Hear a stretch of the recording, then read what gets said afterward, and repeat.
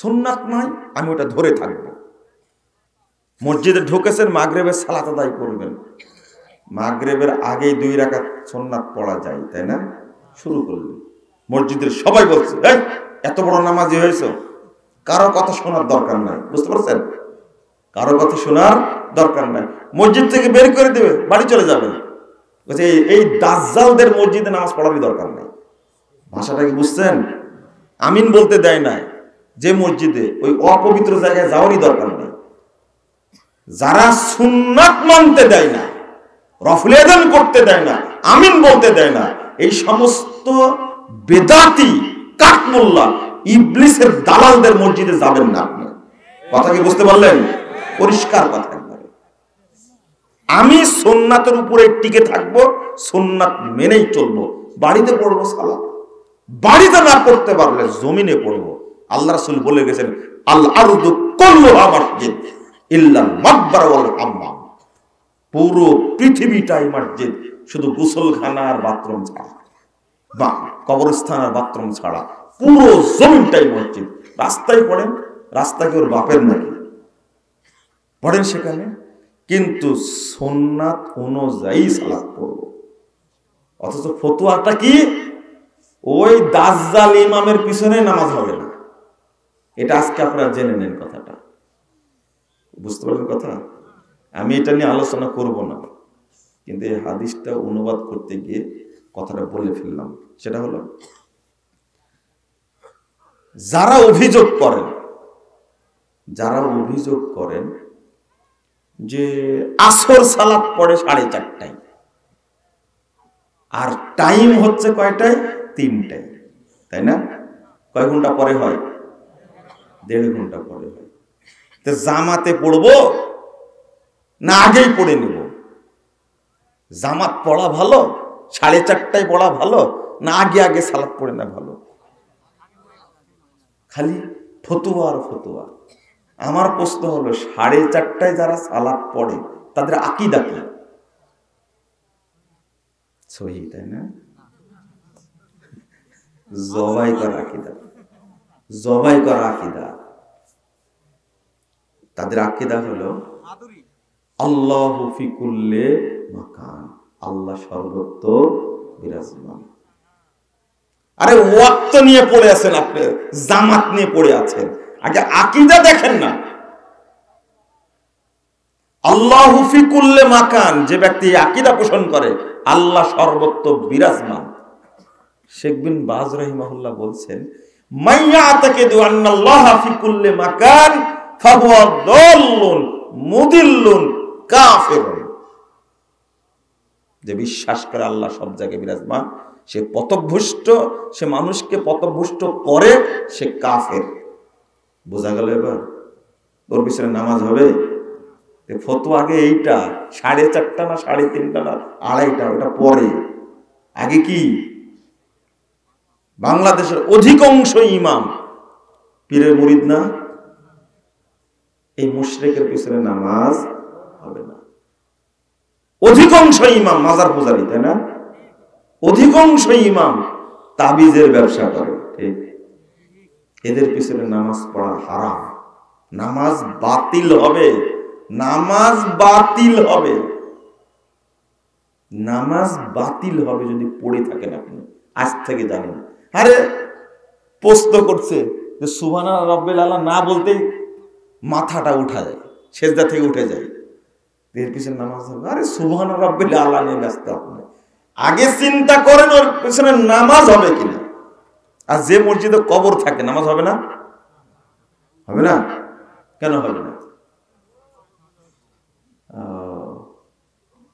যে মসজিদে কবর আছে নামাজ হবে না এইটা জানেন, যে ইমাম মাজার পূজারী তার পিছনে নামাজ হবে? তাহলে এটা বুঝেন না কেন? এখন শুরু করি এই জায়গা থেকে, যেটা বলবো এটাই শুরু করি। এই বক্তব্য দেওয়ার পরে একজন আলেম আমাকে ফোন দিয়ে খুব শাসাচ্ছে, আপনি কোরআনের আয়াত জানেন না, খালি হাদিস পড়লেই হবে। আমি বললাম যে সবই যে জানা থাকতে হবে তা কে বলেছে? বলেন একটু। আপনি পড়েননি? রুকু রুকুকারীদের সাথে রুকু করো। সভাপতি সাহেব বড় আলেম মানুষ, তিনি বুঝছেন ওয়ারকাউ মার রাকিন, রুকুকারীদের সাথে রুকু করো। আল্লাহ বলছেন রুকুকারীদের সাথে রুকু করো, আর আপনি বলছেন ওদের পিছনে নামাজ হবে না। তাহলে আমার কথাটা কোরআন বিরোধী হলো না? হ্যাঁ, আমি বললাম যে মাশাআল্লাহ, আপনার মতো মুফতি পেলে তো সুবিধাই হতো। তাহলে কাদিয়ানীদের পিছনে নামাজ হবে না? তখন বলছে যে কাদিয়ানীর পিছনে তো নামাজ হবে না কেন? ওরা রুকু করে না। বুঝছেন আপনারা? কাদিয়ানের রুকু করে না? করে। তোর পিছনে নামাজ হবে না? এবার কিছু পাই না, হবে না। কেন হবে না? জায়গা মতো আসছে না। কাদিয়ানীরা কি? কাফের। ওর রুকু যতই ভালো করে করুক, ওর পিছনে রুকু চলবে না। এবার বুঝেছেন? শিয়াদের পিছনে নামাজ হবে? কোরআনের আয়াতের বিরোধী হয়ে গেল যে নামাজ হবে না কেন? ওয়ারকাউ মার রাকিন। শিয়ারাও নামাজ পড়ে, 5 ওয়াক্তই পড়ে, তো 3 বারে পড়ে। কয়বারে পড়ে? তোদের পিছনে নামাজ হবে না? খ্রিস্টানদের পিছনে হবে না? খ্রিস্টানদের পিছনে হবে না? কয় কি? কিছুই বলে না, হাও বলে না, নাও বলে না। ইহুদিদের পিছনে নামাজ হবে না? কেন হবে না? অমুসলিম, ইহুদিরা অমুসলিম। হ্যাঁ,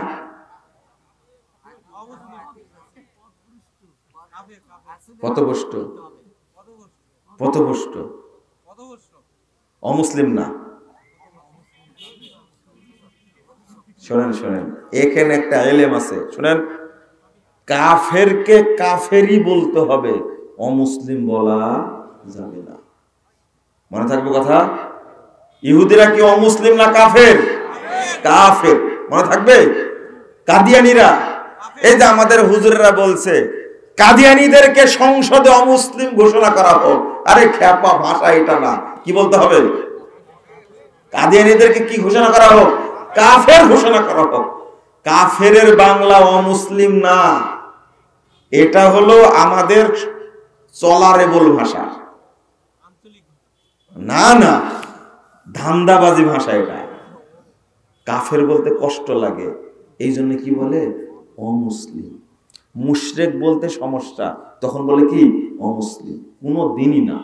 কাফেরকে কি বলতে হবে? আর কোনদিন অমুসলিম বলবেন?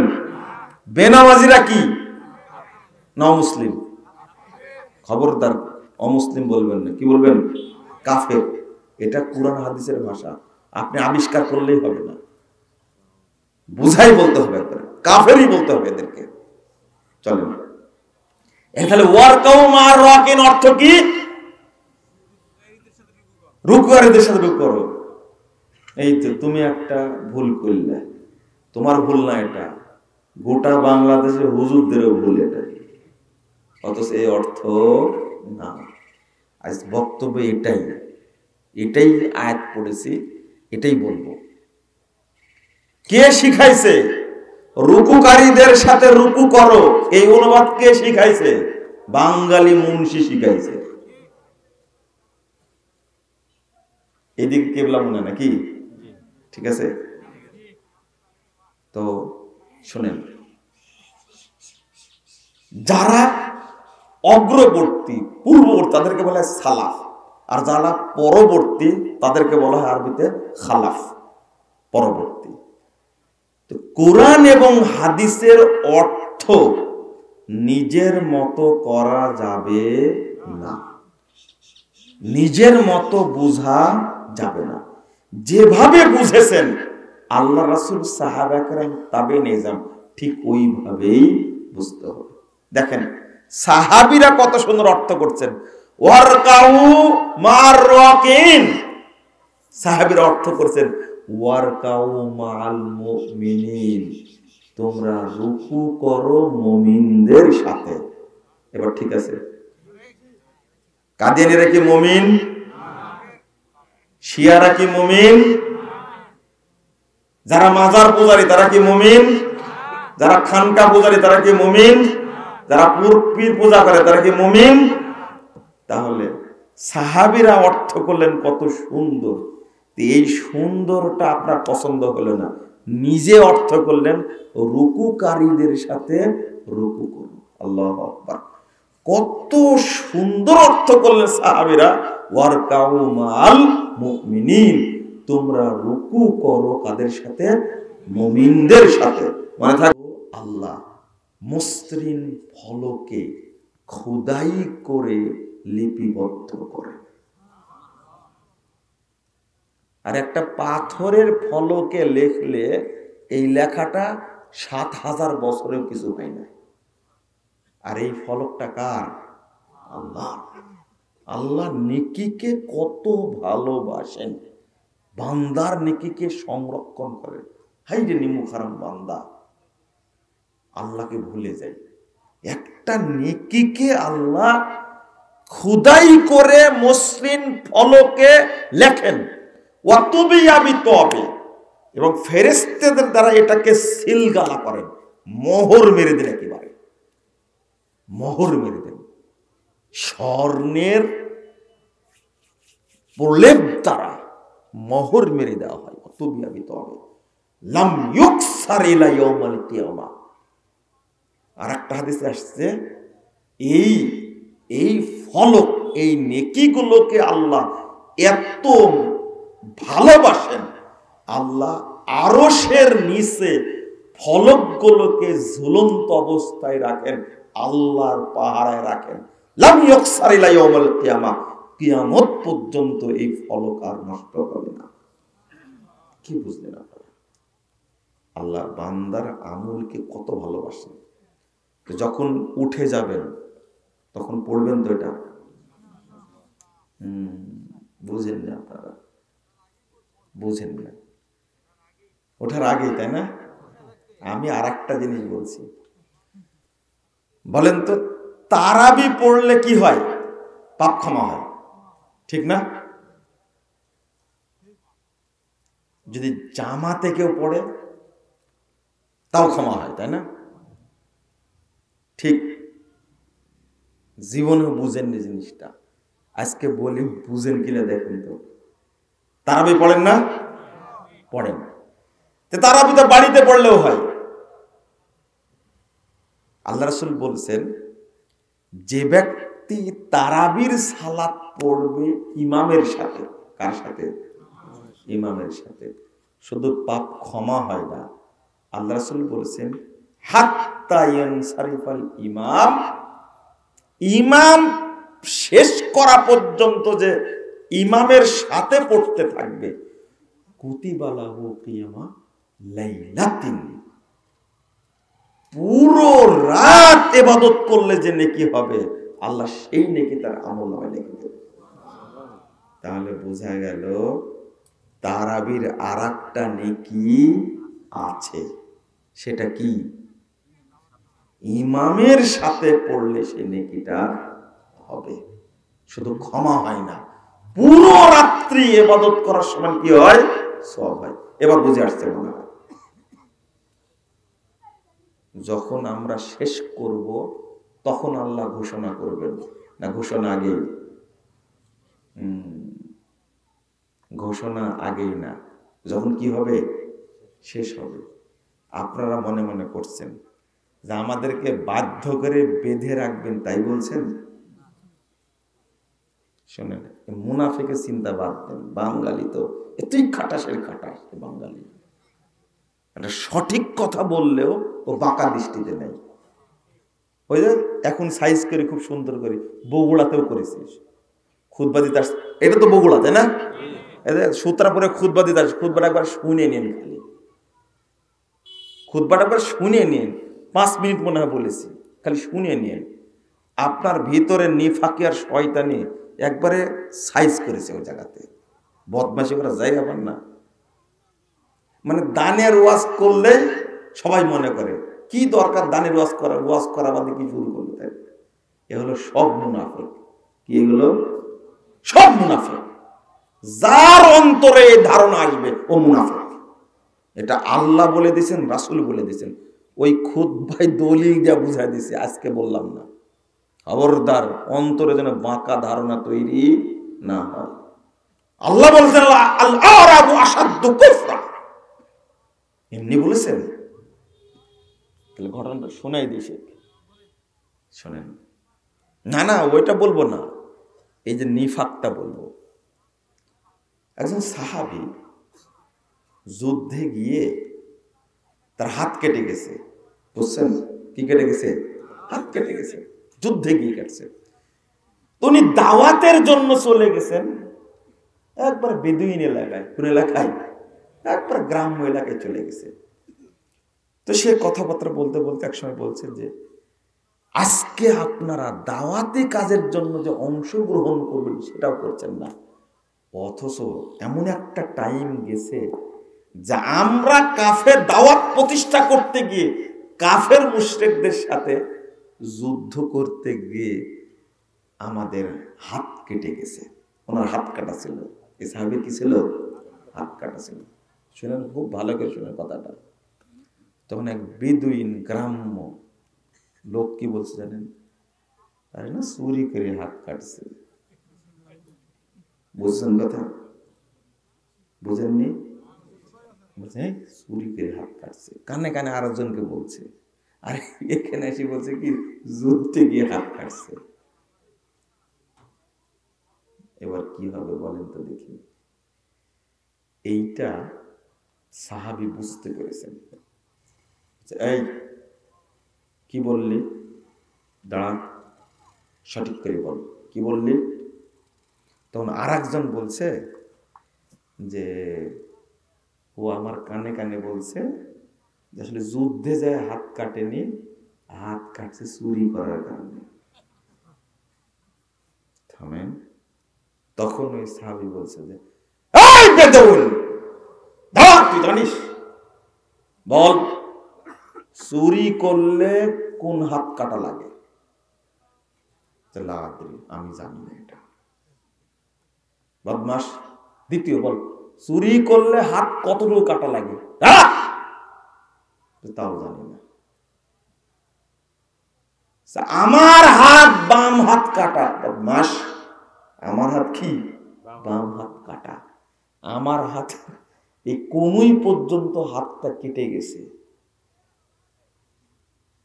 আর চুরি করলে কোন হাত কাটতে হয়? ডান হাত। কতটুকু? কবজি পর্যন্ত। এই ঘটনা থেকে শিক্ষা অর্জন করবেন। তখন বলছে এই জন্যই, তোদের জন্যই আল্লাহ বলেছেন আল আরাবু আসাদ্দু কুফরা। এই বেদুইনরা, আর যে নিফাকান শব্দ আসছে, বেদুইনরা কাফের হলে সবচেয়ে কঠিন কাফের হয়, মুনাফিক হলে কঠিন মুনাফিক হয়। বুঝেছেন? এবার বুঝবেন না, যে জায়গায় ঘাটা দেশি, যদি ভিতরে ঈমান থাকে জীবনে কুধারণা তৈরি হবে না। বুঝছেন কথা? জীবনে কুধারণা তৈরি হবে না। কি বললেন সাহাবী? এই সাহাবীর উপরে কুধারণা করা ঠিক হয়েছে? খবরদার, আমি আপনাদেরকে আটকে রাখার জন্য এই ফজিলত বলিনি, আপনাদের কল্যাণেই বলেছি। আপনারা চলে গেলে আমার যায় আসে, কুধারণা করবেন কেন? আমি বুঝালাম যে আমরা যদি মাজলিস শেষ করি তখন আল্লাহ আমাদের বলবেন তোমরা এখন চলে যাও, তোমাদের সবাইকে ক্ষমা করে দেওয়া হয়েছে। এই ফজিলতটা কার জন্য? আসলে হাদিস কোরআন বোঝানো মুশকিল আর বলাও মুশকিল। এখন যাবেন আর বলবেন ওয়াজ করতে এসে শুধু মাজলিসের ফজিলত বর্ণনা করে চলে গেলে কিছু শিখলাম না, গল্প করে গেল। হ্যাঁ, বললো যে গল্প করে গেল। আর মহিলারা তো বলছে যে ওয়াজ কখন শুরু করবে। ও দাদি, আপনাকে চিনি না, আপনাকে সাইজ করা দরকার। দাদি এবং নানি, এদের চেয়ে বড় মুফতি বাংলাদেশে নাই। বুবুর সব কথায় নাকি বুখারীতে আছে, তাই না? এটা তো কমন স্লোগান আপনাদের, তাই না? এটা জানা কথা আপনাদের। এই দাদি এবং নানি এরা এত বড় মুফতি, ও সব জানে। ও বলবে, বোমাকে বলবে, বোমা আমার ছেলে বাড়িতে থেকে বের হওয়ার সময় পিছন দিক থেকে খবরদার ডাকো না। দেখেন মুফতি কত বড় দেখছে, কারণ ডাকলেই বাড়ি থেকে যত লক্ষ্মী আছে সব বেরিয়ে চলে যাবে। আর বেটাকে বলছে, বেটা এই যে বেরিয়ে যাচ্ছি, যদি সামনে যদি হাঁস পড়ে, কি হাঁস, তাহলে ফিরে চলে আসবে, মানে এই যাত্রা শুভ হবে না। মানে ও কল্যাণ অকল্যাণ সব জানে। মুফতি কত বড় চিন্তা করেন। এই বুড়ি বাড়িতে বসে থাকে, শুধু শিরিক উৎপাদন করে। ও একটা মেশিন। কি দাদি এবং নারী বিয়ের ডেট ঠিক করে আসছে, তো বলছে কি করে আসলি? নাতনির বিয়ের ডেট ঠিক করেছে। তখন বলছে, মা ওই যে মঙ্গলবারে ডেট হয়েছে, আগামী মাসের প্রথম সপ্তাহ মঙ্গলবার। তো তোর বুদ্ধি শুদ্ধি হইল না, মঙ্গলবারে ডেট করলে বিয়ে টিকে না। দেখছেন কত বড় মুফতি, দেখছেন এটা। বৌমাকে বলছে, শোনো খবরদার রাত্রিতে কাউকে ধার দিও না। দেখছেন মুফতি, ওর এলমের শেষ নেই। খবরদার বৈশাখ মাসে কোনোদিন কাঁথা সেলাই করবে না। কাঁথা সেলাই করলে বাসলি ব্যারাম হয়। আর ভাদ্র মাসে কখনো বিয়ে দিতে পারবে। ওর ফতুয়ার শেষ নাই, খালি বসে দেখে বুড়ির সামনে সব ফতুয়ার কাছে জানা আছে। ও বুড়ি, তোমার যেটা জানার দরকার ছিল ওটা তুমি জানো না। তুমি নামাজ পড়ো, জহর যেভাবে পড়ো, আসর যেভাবে পড়ো, মাগরিব এশা ফজর ওইভাবে পড়ো। তুমি মাগরিব এশা ফজর এই 3 ওয়াক্ত সালাত যে কেরাত একটু জোরে করে পড়তে হবে, বুড়ি তুমি এটা জানো না। তুমি মূর্খ মুফতি একটা। তোমার জানার দরকার ছিল, বৌমাকে বলার দরকার ছিল, এই শোনো শোনো, যদি তোমার সালাতের ক্ষেত্রে জহর আসর আস্তে কেরাত পড়তে হয়, মাগরিব এশা ফজর এই 3 ওয়াক্ত সালাত একটু জোরে কেরাত করবে, অন্তত তুমি যেন শুনতে পাও। তো একজন স্ত্রী যখন পড়ছে নিজে শুনছে, তো পার্শ্বে তার স্বামী থাকলে শুনতে পাবে না? জীবনে পাইছেন আপনি? জীবনে পাইছেন? তো বুড়িতে এটাই শেখাতে পারেনি। বুড়ি শেখাচ্ছে যে শোন, দাদি শাশুড়ি তো বলছে, যাই শোন, অপবিত্র থাকলে খবরদার গ্লাসে হাত দিস না, পাতিলে হাত দিস না। ভুল বলছি না ঠিক বলছি? দেখছেন বুড়ি কত বড় মুফতি। যত কথা বলবে বুড়ি সব শিরকি কথা বলবে, অথচ আজও জানে না এই বুড়ি পবিত্রতা হাসিল করতে জানে না। আর বুড়া যতগুলো আছে, আপনাদের বলিনি কিন্তু, বুড়া যতগুলো আছে এগুলো একটা বেদাতের ফ্যাক্টরি, একটা সব বেদাতের। বুড়ার দাপট কত, অথচ বুড়া মুসাফাই শিখে। এই যে নামার সময় 2 হাত আগে দিচ্ছে, আরে 2 হাতে মুসাফার শয়তান। কয় হাতে মুসাফা করতে হবে? 1 হাতে। আপনি করলেন কেন 2 হাতে? আপনার লজ্জা নাই, শরম নাই? সি, তাহলে মুসাফা করা শিখেননি, মুসাফা করা শিখেননি আপনি। আপনি পবিত্রতা হাসিল করা জানেন কিনা আল্লাহই ভালো জানেন। সি সি, মনে হয় জানেন না আপনি। মুসাফাটা করাই জানেন না আপনি। এই যে হাত দিয়ে কি পরিষ্কার করে, সি, ওই হাতও নিয়ে যাচ্ছেন আপনি। আপনার শরম লজ্জা আছে কিছু?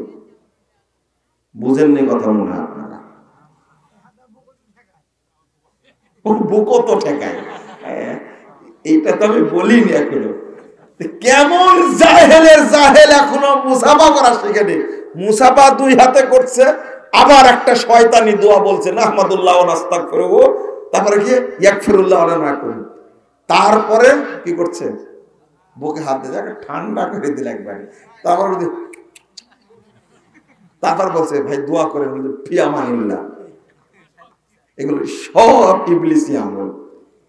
মুসাফা কয় হাতে? আরে সালামটা আসসালামু আলাইকুম ওয়া রাহমাতুল্লাহ, আপনি বলবেন ওয়া আলাইকুম আসসালাম ওয়া রাহমাতুল্লাহি ওয়া বারাকাতুহু, এটাই হলো দোয়া। তো মুসাফা করতেই জানো না তুমি। আপনাকে কি বলবো, এই মুরব্বী আবার বাহাস করবে। কি করবে? বাহাস করবে। মুরব্বীর সাহস কত, অথচ কি জানে না, মুসাফা করতেই জানে না। আরে স্যান্ডেলটা যে পরবে মুরব্বী এটাও জানে না।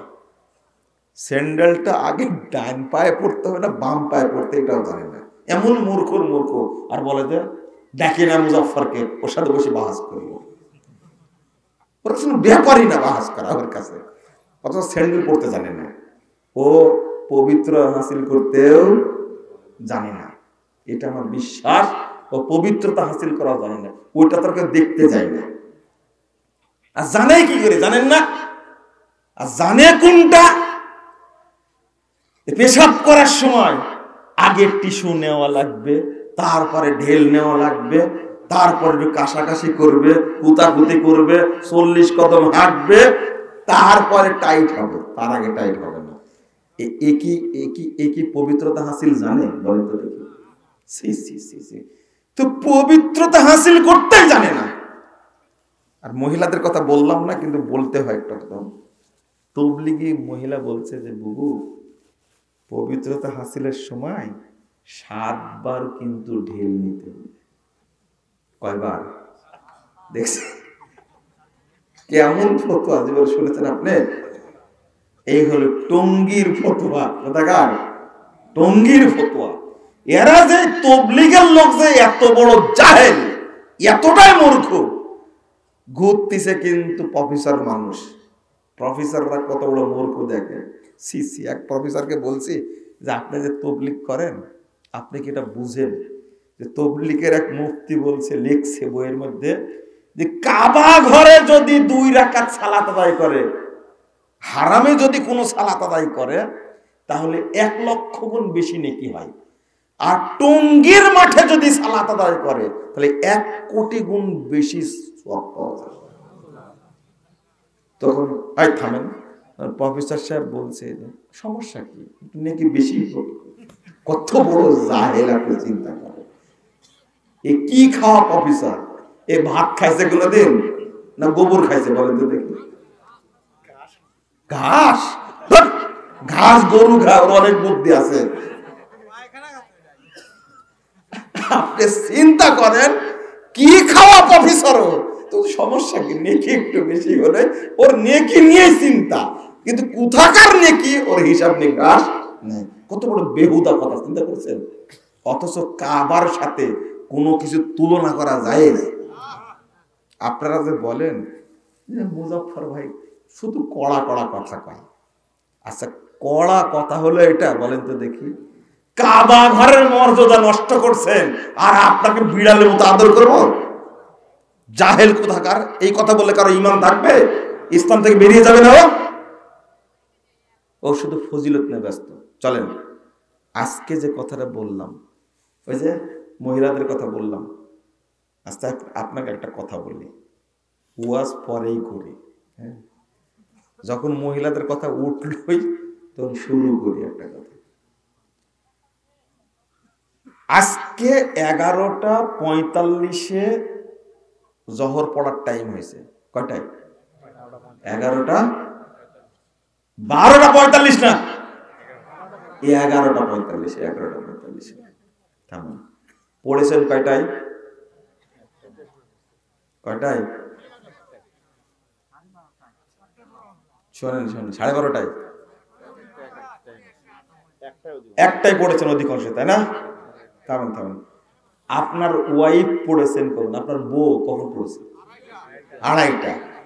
এক বাক্যে উত্তর। বগুড়ার লোক মানে কি? ডাইরেক্ট অ্যাকশন, তাই না? খুলে অপেক্ষায় আছেন অ্যাকশনে, তাই না? চিন্তা করেন 2:30টায় কাজের চাপ, তাই না? থামেন। কাজ আজকে করাই শিখাই দিই, তাহলে আগামীকাল থেকে ভালো করে করবেন। আপনার ওয়াইফ যখন 2:30টায় সালাত পড়তে গেল, ভালো করে বুঝেন, মাথায় হাত দিয়ে বসে থাকলে ওয়াজ ঢুকবে মাথায়? ধুর। শোনেন, যখন পড়তে যাচ্ছে 2:30টায় আপনার ওয়াইফ, তখন আদমের বাচ্চা তো বেটি, ওর মাসিক হয়ে গেছে। কি হয়ে গেছে? মাসিক হয়ে গেছে। এখন কি জহর পড়বে? আর আড়াইটাই পড়তে গিয়ে মাসিক হয়ে গেছে। এটা আল্লাহর বিধান, কখন মহিলার হবে সে জানে না, তাই না? তো হয়ে গেছে।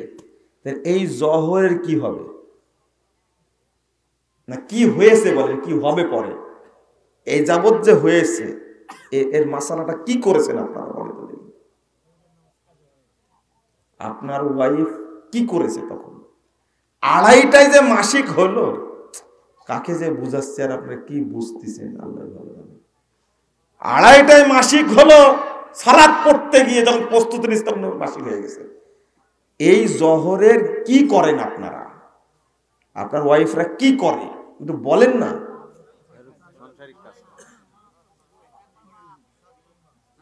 বাদ, তাই না? শোনেন শোনেন শোনেন, এই সালাত 7 দিন পরে হলেও এই সালাত মাসিক যখন শেষ হবে প্রথম এই সালাত পড়তে হবে তাকে। এই সালাত পড়তেই হবে। আর যদি মরে যায় কি হবে? ওয়াক্ত হয়েছে 11:45-এ, 11:45 বা 48 ওয়াক্ত হয়েছে আপনাদের বগুড়ায়। আপনি বলেন, যদি মরে যায় 12:30, আপনিও যদি মরে যান 12:30, বেঁচে থাকলো তো পবিত্র হয়ে পড়বে। যদি মরে যায় 2:30 পড়ার আগে, মাসালা কি বলেন? না মরে না আপনার এলাকায়? মরে, তাই না? কি হবে সালাতের? মানে আপনি এক ওয়াক্ত সালাত না পড়ে মারা গেলেন, কাজা না, এটা না পড়ে মারা গেলেন আপনি, কোনো ছাড় নাই। ওয়াক্ত একটা ছুটে গেলেই মানুষ ইসলাম থেকে কি হয়ে যায়? বেরিয়ে যায়, ইসলাম থেকে খারিজ হয়ে যায়। নাউজুবিল্লাহ, ফাকাদ বারিয়াত মিন জিম্মাতিল্লাহ, ওই ইসলাম থেকে খারিজ হয়ে যায়।